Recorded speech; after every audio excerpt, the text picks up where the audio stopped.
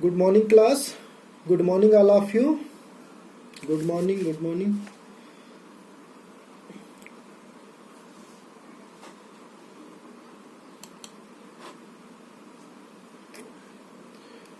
तो आज हम लोग पढ़ेंगे मालवा का परमार राजवंश।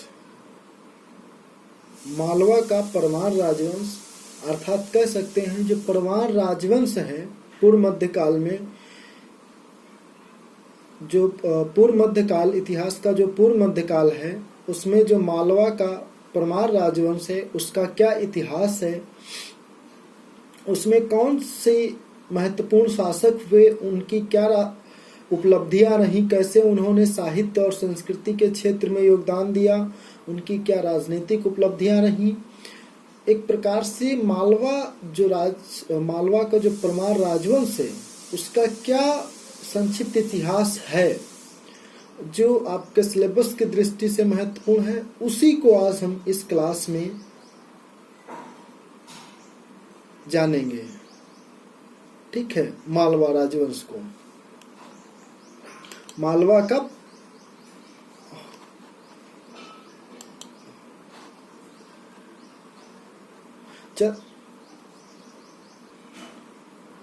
तो मैं क्या बता रहा था कि आज हम लोग यहाँ पर इस क्लास में जानेंगे कि जो परमार राजवंश है उसका क्या इतिहास है, उस राजवंश की क्या उपलब्धियां हैं, उसी को इस आज की क्लास में हम खास करके जानेंगे। ठीक है, तो सबसे पहले हम जानते हैं कि जो परमार राजवंश है उसका क्या शाब्दिक अर्थ है, परमार शब्द का क्या शाब्दिक अर्थ है, क्या कैसे इनकी उत्पत्ति हुई और इनके इतिहास को हम किन किन स्रोतों एवं साक्ष्यों के माध्यम से जान सकते हैं। ठीक है, इसी बात को सबसे पहले हम देखते हैं। तो जो परमार शब्द है इसका शाब्दिक अर्थ होता है शत्रु को नाश करने वाला, शत्रु का नाश करने वाला। ठीक है, परमार, मार अगर आदि आप पीछे देखें तो मारने वाला मतलब पराजित करने वाला एक प्रकार से। ठीक है, तो इसका जो शाब्दिक अर्थ होता है शत्रु को मारने वाला, शत्रु का विनाश करने वाला। ठीक, तो ये इसका शाब्दिक अर्थ होता है। इसके जो संस्थापक बताए जाते हैं, ठीक है, उसमें जो नाम आता है वो उपेंद्र या उपेंद्र राज का या कृष्ण राज का। ठीक है, तो उपेंद्र ज्यादातर मिलता है, तो यह ठीक है, इन तीनों नामों को ध्यान रखिए कि तीनों में से कोई भी कभी भी एग्जाम्स के लिए आ सकता है। उपेंद्र या कृष्णराज या उपेंद्र राज या एक धर्मराज भी मिलता है। ठीक है, तो ये उपेंद्र जो है ये परमार राजवंश के संस्थापक हैं और इनके जो प्रारंभिक राजधानी होती है परमारों की वह होती है उज्जैन। ठीक, और जो बाद में परमाणु की राजधानी बनती वो धारा नगरी बनती है। धारा नगरी वर्तमान में जो मध्य प्रदेश का एक क्षेत्र है, जिला है धारा करके, उसी से जोड़ते हैं। ठीक है, तो ये जो धारा नगरी इनकी बाद में राजधानी बनती है, पहले उज्जैन ही रहती है। और जो खास करके राजस्थान का जो माउंट आबू का इलाका है यही इनका क्षेत्र शुरू में माना जाता है, मालवा का है। और राजस्थान, मध्य प्रदेश और गुजरात का कुछ हिस्सा, ये जो क्षेत्र होता था ये उस समय इनके परमारों के अंतर्गत आता था। ठीक है, अब जो परमारों की उत्पत्ति की बात आती है कि आखिर परमाणु की उत्पत्ति कैसे हुई, ये कहाँ से आ गया, ठीक है, ये कहाँ से टपक पड़े, तो उसमें जो बात आती है तो हम देखते हैं दो सिद्धांत मिलते हैं। ठीक है, जबकि दोनों सिद्धांत एक दूसरे के समकक्षी मतलब एक समान है। तो हमने पहले जब भी पढ़ाया था गुर्जर प्रतिहारी वंश को, तो गुर्जर प्रतिहार वंश में मैंने बताया था कि चंद बरदाई का एक और राजपूतों की उत्पत्ति बताते समय भी मैंने बताया था कि चंद बरदाई का एक ग्रंथ है पृथ्वीराज रासो। ठीक है, पृथ्वीराज रासो, चंद बरदाई का एक ग्रंथ है पृथ्वीराज रासो। तो उसमें चंद बरदाई ने बताया कि ये जो राजवंश है इनकी उत्पत्ति अग्निकुंड से हुई है। ठीक है, अग्निकुंड से बताते हैं। जिसमें मैंने बताया था कि ऋषि वशिष्ठ होते हैं। ऋषि वशिष्ठ जो है एक यज्ञ करते हैं, यज्ञ करने के बाद 4 राज्य कुलों की उत्पत्ति होती है, जिसमें से पहला प्रतिहार, दूसरा परमार और चालुक्य और चौथा चौहान या चहमान। तो ये जो 4 राजवंश होते हैं इनकी उत्पत्ति होती है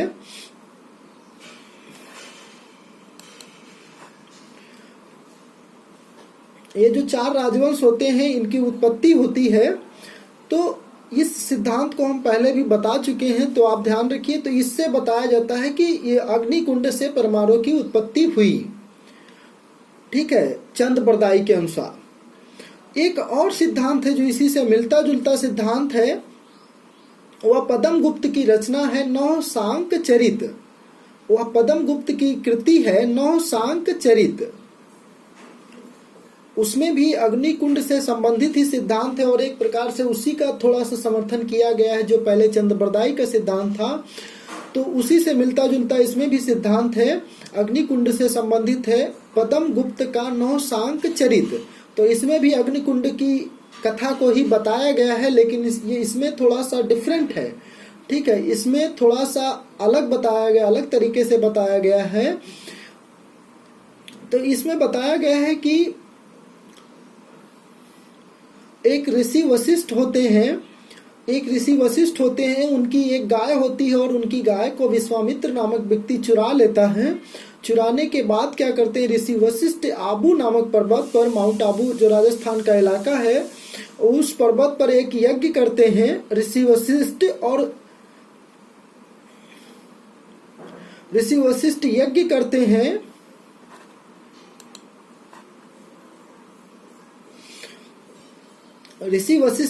करते हैं और यज्ञ करने के बाद क्या होता है कि एक धनुषधारी की उत्पत्ति होती है, और वो उसके बाद वो क्या करता है कि उनकी गाय को खोज निकालता है और वह गाय इनको वशिष्ठ को पुनः प्रदान करता है।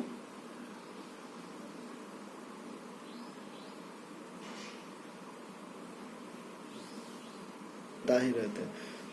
हाँ, तो ठीक है, वो गाय उनको वापस ऋषि वशिष्ठ को मिल जाती है। एक धनुषधारी की उत्पत्ति होती है। तो जो धनुषधारी की उत्पत्ति होती है उसी का नाम क्या रखा जाता है, उसी का नाम परमार रखते हैं। जो ऋषि वशिष्ठ होते हैं वो उस धनुषधारी का नाम परमार रखते हैं, ठीक है। परमार का शाब्दिक अर्थ है शत्रु का नाश करने वाला। क्लियर। तो इससे भी बताई जाती है, मतलब ये मतलब 2 सिद्धांत है जिससे पता चलता है कि इनकी उत्पत्ति हुई है अग्निकुंड से, परमाणु की। किसी ने मुझे कल भी ये सवाल पूछा था कि सर जो ऋषि वशिष्ठ हैं ये टाइम पीरियड, अब देखिए ये जो यहाँ पर जो बात आ रही है ऋषि वशिष्ठ की, ठीक है, तो आप देखिए ये जा रहा है ऋग्वैदिक टाइम के पीरियड में ही, ठीक है, क्योंकि वहां पर ऐसे ही उत्पत्ति हो रही है,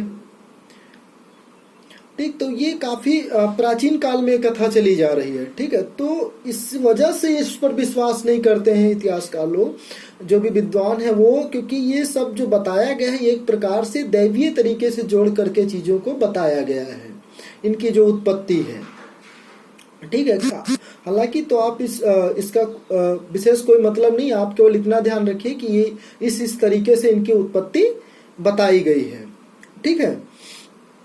एक ग्रंथ और आता है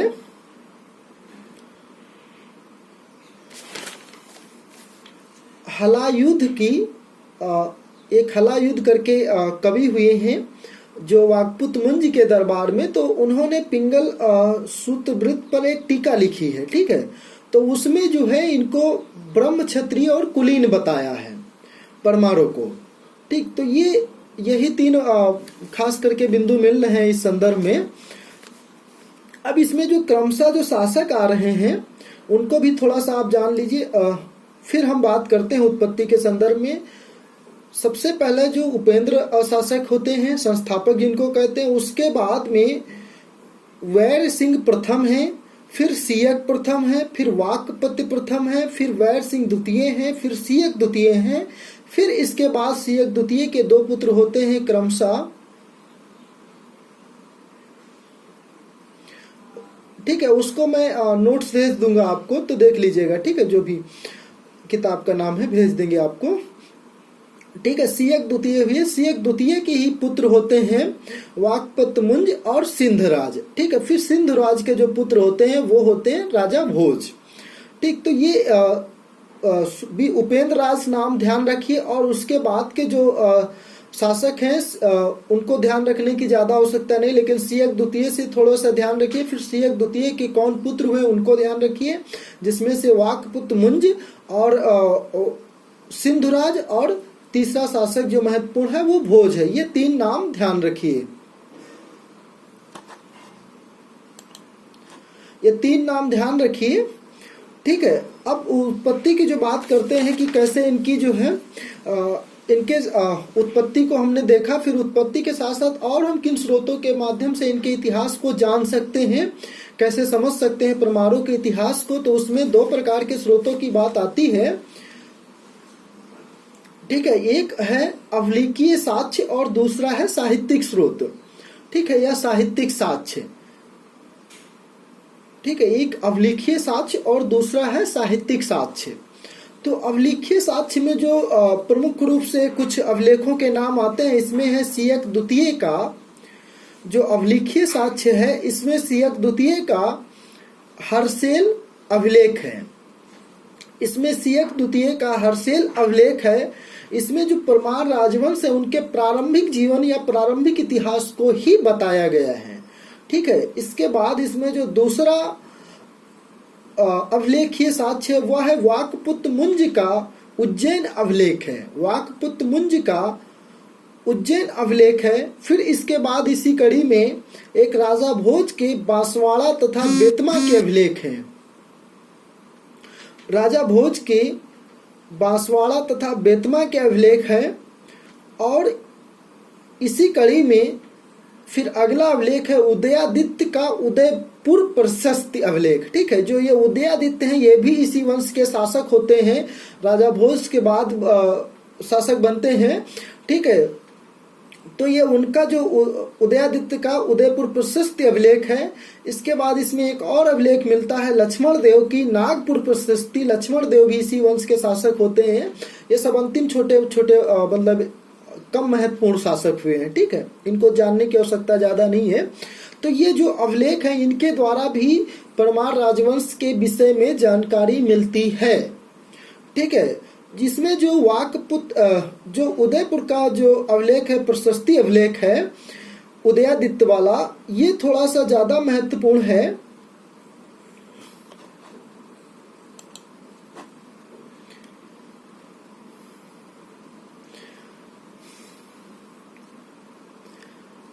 तो ये जो उदयादित्य का उदयपुर प्रशस्ति अभिलेख है, यह एक मंदिर पर अभिलेख है। ठीक है, यह एक मंदिर है, नीलकंठेश्वर का मंदिर है। राजस्थान का एक क्षेत्र है, भिलसा नामक क्षेत्र है, उसी के पास में उदयपुर नामक जगह है जहां पर एक नीलकंठेश्वर मंदिर है। उसी पर यह अभिलेख खुदा हुआ है। हाँ, सही है प्रिया जी। तो उसी में मंदिर पर ही यह अभिलेख खुदा हुआ है। यह परमार वंश के शासकों के इसमें क्या मिलते हैं कि नाम मिलते हैं कि कौन कौन से शासक हुए और उनकी क्या क्या महत्वपूर्ण उपलब्धियां हैं। उसी बात की चर्चा ये जो उदयादित्य का उदयपुर प्रशस्ति है उसमें बताया गया है। ठीक है, उसी का उल्लेख हुआ है। तो ये एक अभिलेखीय जानकारी के माध्यम से भी परमाणु के इतिहास को हम जान सकते हैं, थोड़ा सा समझ सकते हैं। ठीक है, लेकिन आपको एग्जाम्स व्यू से केवल इतना ध्यान रखना है कि पूरे अभिलेख नहीं तो कम से कम 2-3 अभिलेख के नाम ध्यान रखिए। और ऐसे ही जब आपको एग्जाम्स में लिखने के लिए आए तो आप लिखिएगा ऐसे ही कि परमार वंश की उत्पत्ति, फिर परमार वंश के इतिहास को जानने के साधन।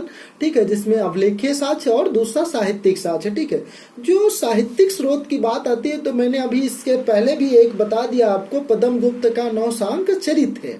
ठीक है, तो वो एक साहित्यिक स्रोत है जिससे परमाणु के विषय में जानकारी मिलती है। परमार वंश के जो शासक है उनके विषय में जानकारी मिलती है। उनको किन शासक ने आश्रय प्रदान किया था पद्म गुप्त को, उनके उसकी जानकारी प्राप्त होती है।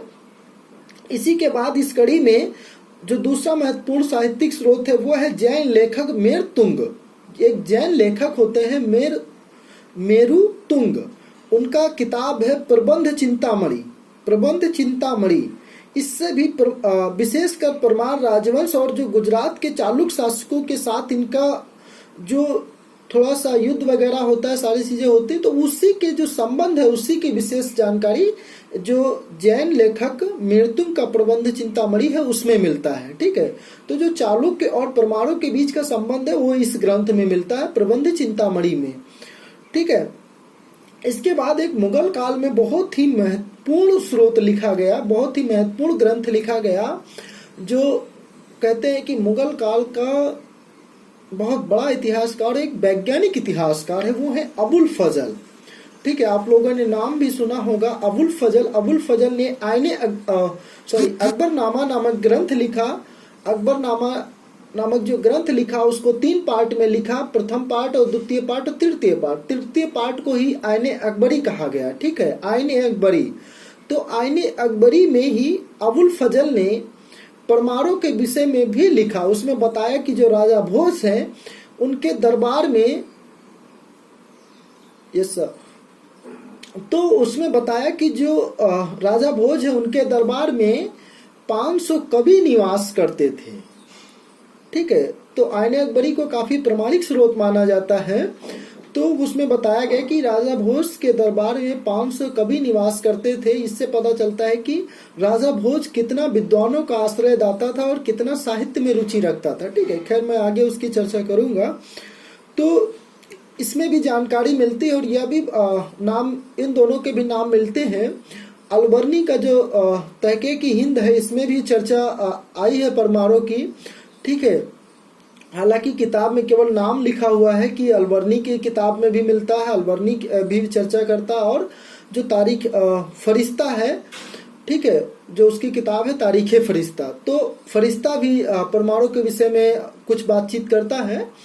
तो ये आपको ध्यान रखिए कि ये जो साहित्यिक स्रोत हैं इनसे भी थोड़ा थोड़ा जानकारी परमाणु के विषय में मिलती है, परमार राजवंश के इतिहास को जानने के संदर्भ में। ठीक है, इसके बाद अब जो वाकपुत्र मुंज है, ठीक है, जो पहला महत्वपूर्ण शासक है वाकपुत्र मुंज। जो पहला महत्वपूर्ण शासक है वाकपुत्र मुंज, वाकपुत्र मुंज। ठीक है, तो इनका जो कार्यकाल है 972 से 994 ईस्वी, 972 से 994 ईस्वी। ठीक है, इससे पहले मैंने बता दिया कि आपको कई शासक हुए हैं। तो ये जो वाकपुत्र मुंज है ये हर्ष अर्थात सीवक द्वितीय, ये हर्षवर्धन वाले हर्ष यहाँ नहीं है। ठीक है, यहाँ जो सीवक द्वितीय है, परमार वंश के जो शासक हैं सीवक द्वितीय, उनका भी नाम हर्ष मिलता है। ठीक है, तो उन्हीं के लड़के हुए, उन्हीं के पुत्र हुए वाकपुत्र मुंज। ठीक है, उन्हीं के लड़के हुए वाकपुत्र मुंज, जिनका कार्यकाल है 972 से 994 ईस्वी। ठीक है, तो ये सीवक द्वितीय के बाद गद्दी पर बैठते हैं। अब इनके जो बात है कि इनकी भी बड़ी रोचक कहानी मिलती है प्रबंध चिंतामणि में। ठीक है, इनकी भी बड़ी रोचक कहानी मिलती है कि इनका जन्म कैसे हुआ। कहते हैं कि जो सीवक द्वितीय थे उनकी कोई संतान नहीं थी, उनकी कोई संतान नहीं थी। फिर क्या हुआ कि एक दिन राजा जो है टहल रहे होते हैं घास के मैदान में, तब उनको एक नवजात शिशु वहां पर पड़ा मिलता है। ठीक है, वहां पर पड़ा मिलता है, उसको राजा अपने घर वापस लेके आ जाते हैं। सीवक द्वितीय राजा वापस लेकर के आ जाते हैं अपने घर। तो घास का मैदान, जिसे जो अवध क्षेत्र के लोग हैं, ठीक है, खास करके जो उत्तर प्रदेश के लोग हैं, वो मुंज शब्द का अर्थ समझते होंगे। ठीक है, जिससे छप्पर छाया जाता है। ठीक है, जिससे छप्पर छाया जाता है उसी को मूंज कहते हैं। अभी अवध क्षेत्र में अभी भी मूंज कहते हैं।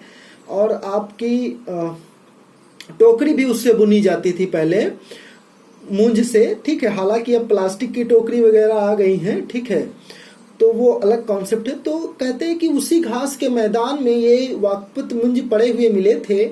उनको राजा अपने घर लेकर के आते हैं, तो इनको फिर जो है इनका नाम रखते हैं वाकपुत्र मुंज।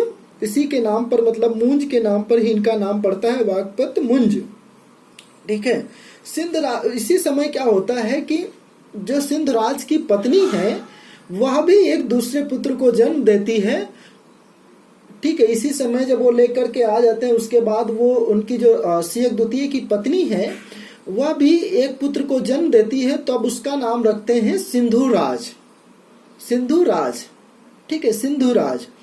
तो यहाँ पर आप एक, जब आप क्या कह सकते हैं, जब बहमनी के आसपास जब मेवाड़ राजवंश को पढ़ रहे होते हैं तो एक वहां पर राणा लाखा की बात आती है। ठीक है, राणा लाखा की बात आती है, तो वहां पर एक चामुंडराज और एक मोकल करके नाम आता है। ठीक है, मोकल करके नाम आता है। तो होता क्या है कि जो मोकल होता है वो जो लाखा राजा होते हैं उनके बाद का पुत्र होता है, और जो चामुंडराज होता है वो, या चुंडा नाम है, चुंडा नाम, तो वो उनका पहला पुत्र होता है। तो वो क्या करता है कि मोकल राज के संदर्भ में अपनी गद्दी स्वयं त्याग देता है। ठीक है, तो यहाँ पर भी देखिए, हो सकता है यही सारा कॉन्सेप्ट रहा हो कि ये एक दत्तक पुत्र हैं वाकपत मुंज। ठीक है, ये श्वेता जी आप अपना कैमरा ऑफ कर लीजिए। ठीक है, तो वाकपत मुंज जो है ये दत्तक पुत्र रहे होते हैं, इसलिए ये पहले शासक बनते हैं और उसके बाद सिंधुराज शासक बनते हैं। दुर्गेश जी कैमरा ऑफ करिए। ठीक है, उसके बाद सिंधुराज शासक बनते हैं, कुछ समय के लिए बनेंगे, हालांकि वो उसकी मृत्यु हो जाती, फिर जो है राजा भोज शासक बनता है। तो अब वाकपत जो मुंज है, इनके क्या क्या कुछ महत्वपूर्ण कार्य हैं। इन्होंने कुछ उपाधियां धारण की थी वाकपत मुंज ने, जिसमें है इनकी पृथ्वी वल्लभ।